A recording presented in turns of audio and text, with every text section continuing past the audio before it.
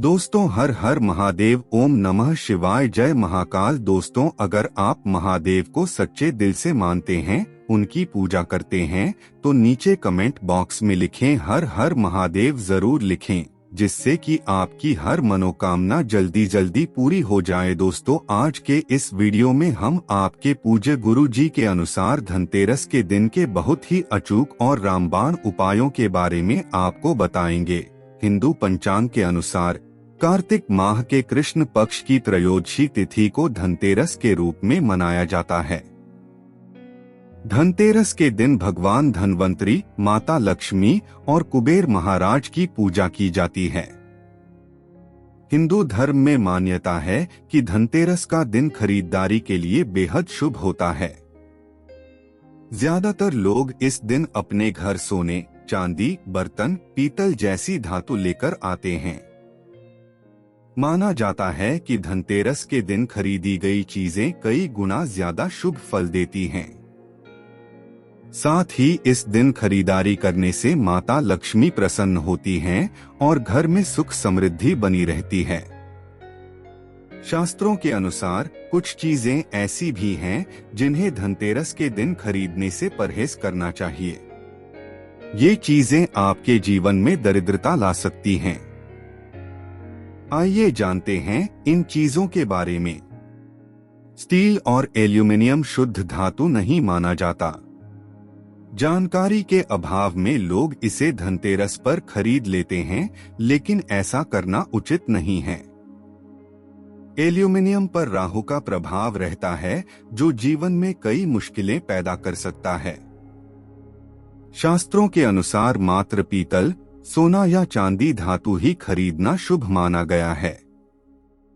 मात्र औपचारिकता या फिर पैसों की कमी के चलते के लिए कई लोग धनतेरस पर आर्टिफिशियल आभूषण खरीद लेते हैं, लेकिन ऐसा करना अशुभ माना जाता है। इससे दरिद्रता का वास होता है। धनतेरस पर कांच के बर्तन से इससे जुड़ी कोई भी वस्तु नहीं खरीदनी चाहिए। कहते हैं कांच में भी राहु का वास होता है। वहीं चीनी के गमले या बर्तन भी इस दिन लेना अशुभ होता है। धनतेरस के शुभ अवसर पर इन चीजों को घर लाना व्यक्ति को संकट में डाल सकता है।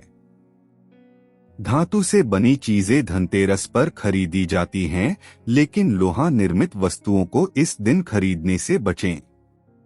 कहते हैं इस दिन लोहा घर लाने से गृहक्लेश होने लगते हैं। सौभाग्य दुर्भाग्य में बदल जाता है। मान्यता है कि ऐसा करने पर खर्चे बढ़ने लगते हैं, पैसा हाथ में नहीं टिकता। धनतेरस पर प्लास्टिक के बर्तन और इससे निर्मित दूसरी वस्तुओं जैसा गुलदस्ता की खरीदारी से बचना चाहिए। प्लास्टिक कभी बरकत नहीं देता। धनतेरस पर झाड़ू जरूर खरीदी जाती है, लेकिन सिर्फ सींकों या फूल वाली झाड़ू खरीदना ही शुभ है। गलती से भी प्लास्टिक की झाड़ू घर न लाएं। मान्यता है कि धनतेरस वाले दिन किसी भी प्रकार की धातु खरीदना शुभ होता है, लेकिन यदि आप इस दिन लोहे का कोई सामान खरीदेंगी तो ये आपके घर में सुख समृद्धि के बजाय दरिद्रता का कारण बन सकता है। इस दिन भूलकर भी अपने घर में लोहा ना खरीदे। माना जाता है कि लोहे का सामान शनिवार और धनतेरस के दिन खरीदने से शनि दोष लगता है। धनतेरस वाले दिन लोग सोने, चांदी गहने खरीदते हैं, लेकिन आपको इस दिन भूलकर भी आर्टिफिशियल ज्वेलरी नहीं खरीदनी चाहिए। ऐसा करना आपके जीवन में समस्याएं ला सकता है और माता लक्ष्मी आपसे रूठ सकती हैं।